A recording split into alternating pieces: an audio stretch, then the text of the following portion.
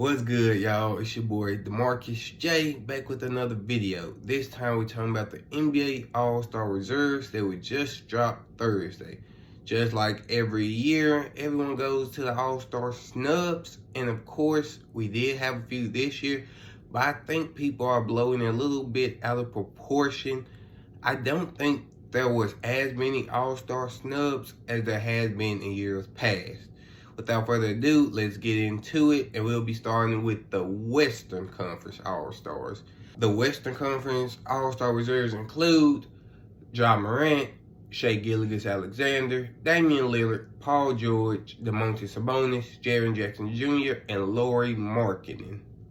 The Western Conference reserves do include 3 first-time All-Stars, including Shai Gilgeous-Alexander, Jaren Jackson Jr., and Lauri Markkanen.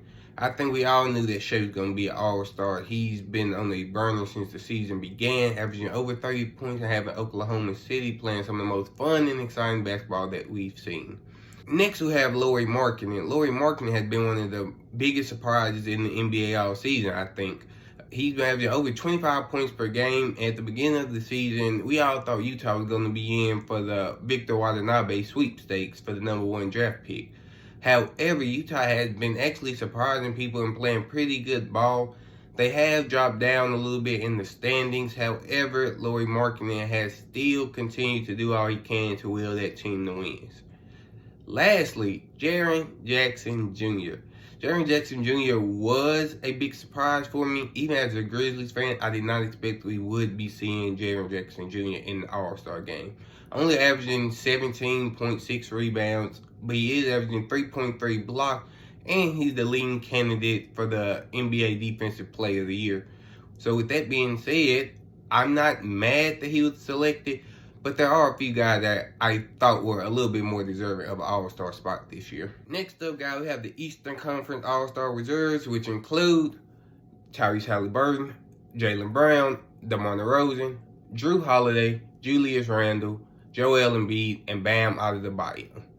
We did have one first-time All-Star in the East, and that is Tyrese Halliburton. Tyrese Halliburton has been having a phenomenal season, averaging 20 and 10, second in the league in assists per game, as well as before he got injured, he did have the Indiana Pacers fighting for a playoff spot.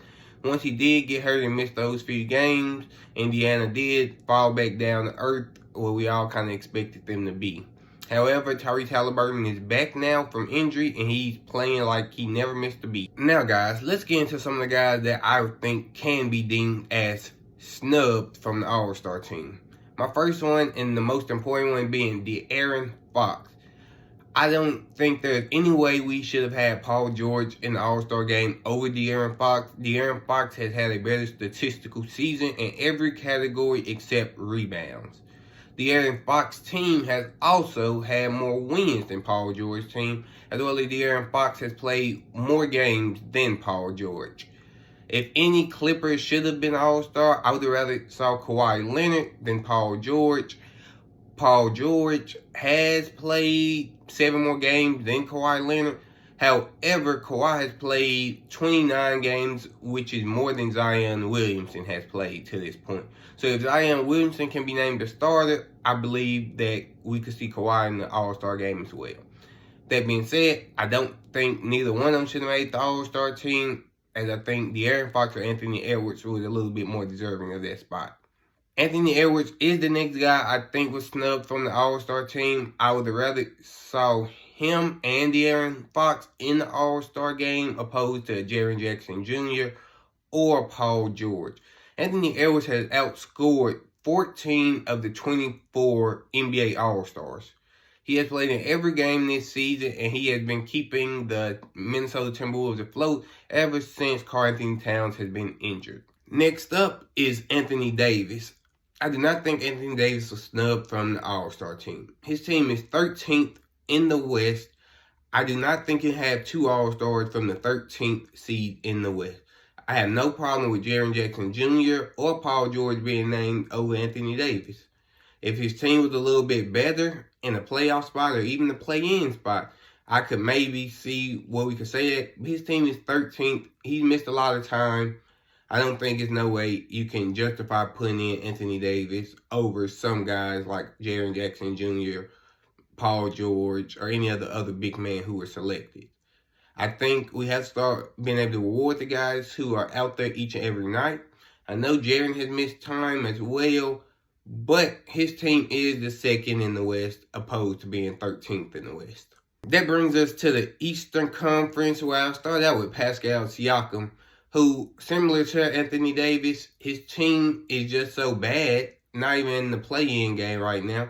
I don't see how you can get Siakam the go-ahead over any of the guys who were named before him. Next up, we have the last two guys who may have been snubbed from the All-Star game. That being James Harden and Jalen Brunson.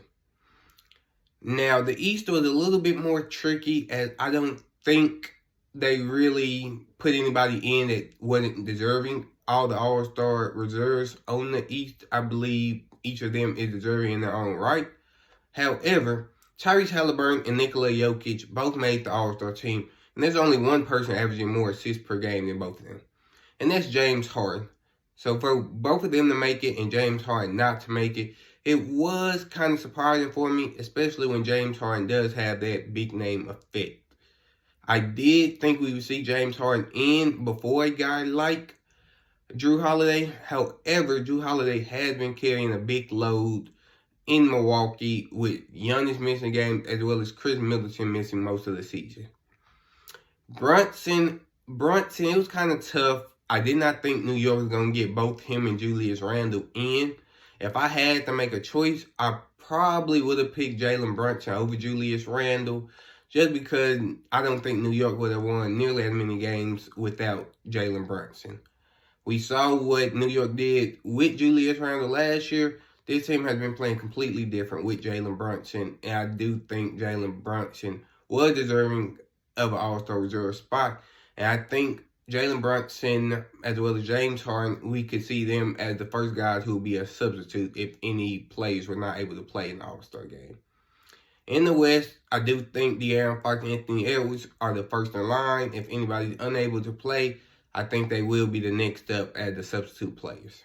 Other than that, guys, I hope you guys enjoyed the video. Be sure to like, subscribe, and comment, and see you guys next time.